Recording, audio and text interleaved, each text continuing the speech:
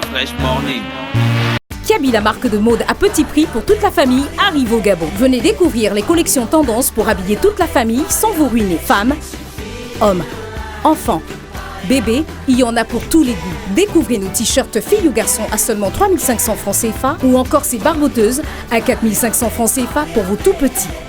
Craquez pour notre collection de t-shirts hommes à partir de 5500 francs CFA ou cette robe colorée à 6900 francs CFA. Chez Kiabi, la mode rime toujours avec petit prix. Fresh Morning. Ce matin, dans le petit clin d'œil civique, Gina revient sur la rumeur. C'est ça, Gina? Oui, ce matin, dans le petit clin d'œil civique, on va parler... pourquoi je dis on va revenir? On va parler de la rumeur. Donc, comme dit, il y a un adage qui dit que le mensonge aurait déjà fait le tour du monde, que la vérité, elle, en serait encore à mettre ses chaussures. Donc, c'est vous dire, en fait, à quel point le mensonge, ou du coup, pour l'occasion, vu qu'on parle de rumeur aujourd'hui, la rumeur, en fait, peut se répandre telle une traînée de poudre et gagner des endroits mais incroyables avant même que la vérité en elle-même ne commence d'abord à gagner les cœurs, et même là ça va être très dur. Donc en gros, c'est quoi la rumeur? La définition même de la rumeur parle d'un bruit ou d'un bruit ou d'une nouvelle qui se répand dans le public, dont l'origine est inconnue ou incertaine et la véracité est douteuse. Donc la rumeur, c'est donc une information qui se diffuse dans un groupe de personnes sans qu'elle ne soit vérifiée ni dans ses sources ni dans sa véracité. Alors qu'est-ce qui va caractériser la rumeur? C'est d'abord, premièrement, c'est ce qu'on appelle la loi de la clandestinité. Tu auras d'un côté la source qui est inconnue, donc il existe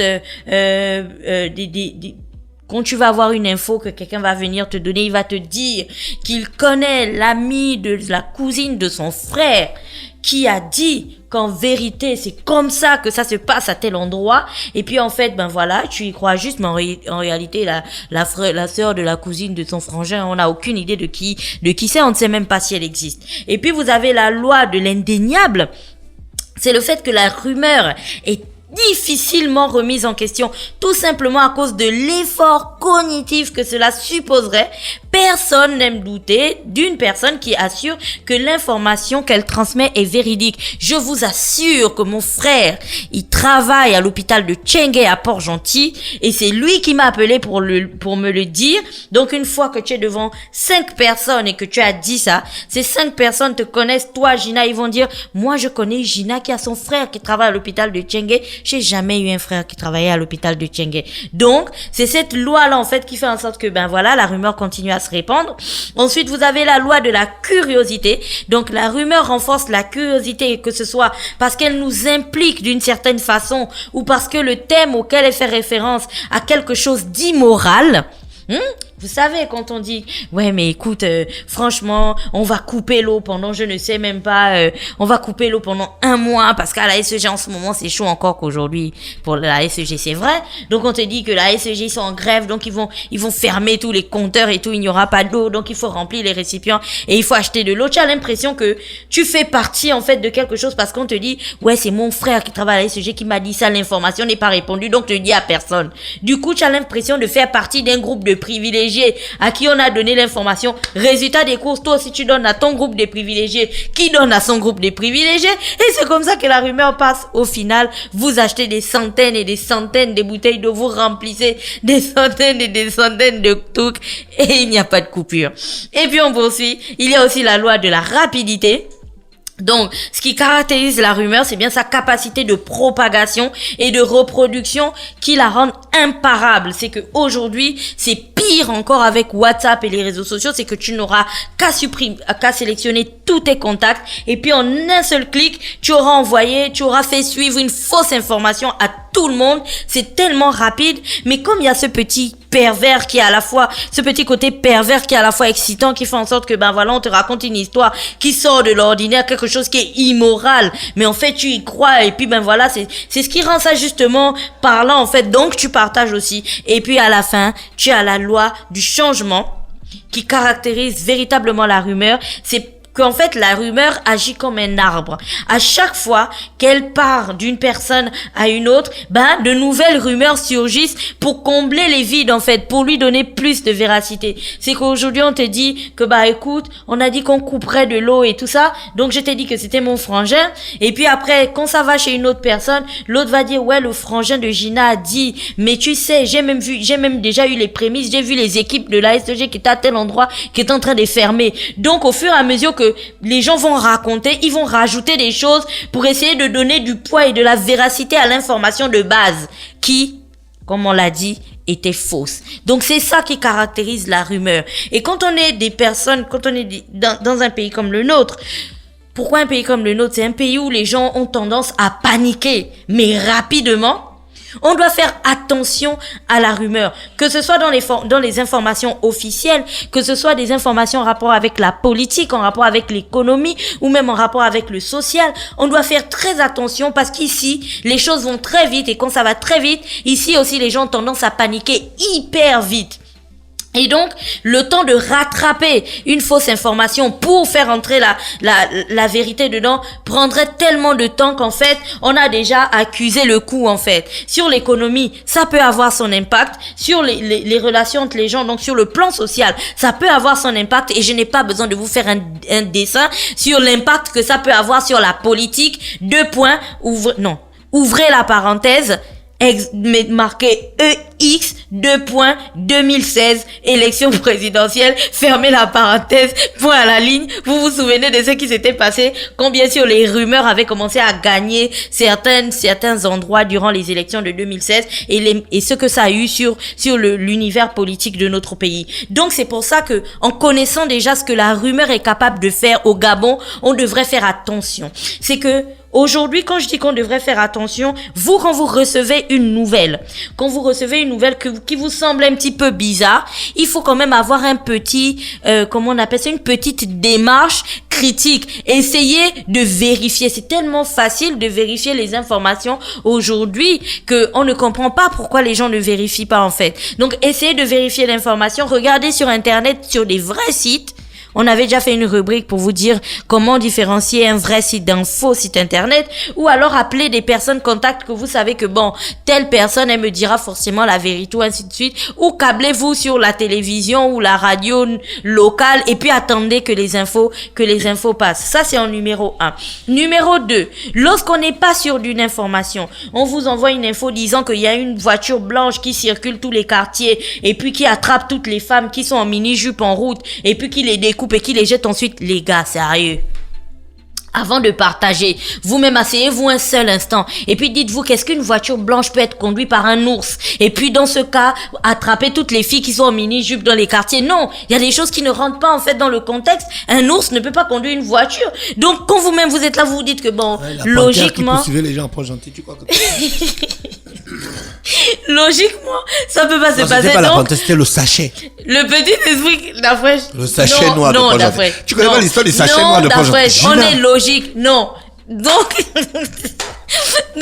vous vous dites que de manière vraiment logique, il y a des choses qui pourraient pas arriver. Donc, vous vous concentrez sur ce qui est vraiment, ce qui rentre dans le contexte. Et après, ne partagez pas. Mais sérieux, dites-vous bien qu'aujourd'hui, quand vous partagez des informations qui ne sont pas vérifiées, que ce soit des informations en rapport avec une personne physique ou en rapport avec une personne morale ou des informations qui pourraient avoir un impact, comme je le disais, sur le plan économique, le plan social ou le plan politique ou sanitaire et ainsi de suite, dites-vous bien que vous participez en fait à détruire les choses. C'est qu'aujourd'hui, si à cause d'une rumeur, comme les images qu'on a à la télévision, tu as des personnes qui font de la casse par exemple dans un pays, au fond de vous, lorsque vous serez assis dans votre maison, dites-vous bien que vous avez participé à ça. Vous avez fait en sorte que les gens descendent dans la rue, vous avez fait en sorte que les gens cassent parce que vous avez envoyé des informations qui n'étaient pas vraies. Alors pourquoi est-ce qu'on fait toute cette rubrique aujourd'hui? Parce que oui, je l'ai reçu. C'est venu de tous les côtés depuis hier. Gina, il faut que tu en parles.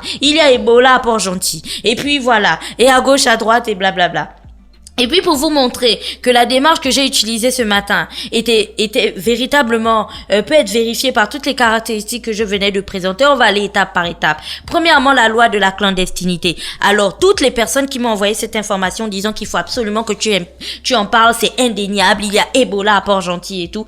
Personne ne peut exactement me dire l'origine officielle de cette information me disant que communiqué officiel du ministère de la Santé, Ebola a été détecté à Port-Gentil. Il n'y a pas de source. On dit juste qu'il y a Ebola parce qu'il y a un bateau. On a pris des photos comme ça sur un post Facebook de quelqu'un et puis on a dit que voilà, c'est ça Ebola. Parce que moi, ce que j'ai sous les yeux, c'est le communiqué de presse du ministère de la Santé. Quoique je vais revenir sur ce communiqué un peu plus tard. Donc, la première loi de la clandestinité, vérifiée. Deuxième loi, la loi de l'indéniable. Donc, comme je le disais, une rumeur est difficilement remise en question parce que la personne qui a publié ça a dit je suis actuellement à Port-Gentil et puis voilà les images que j'ai prises et puis voilà donc il y a Ebola à Port-Gentil. Donc cette loi là donc peut aussi être vérifiée parce qu'étant donné que cette personne a dit qu'elle était à Port-Gentil, ben elle sait que là-bas il y a Ebola. Faux.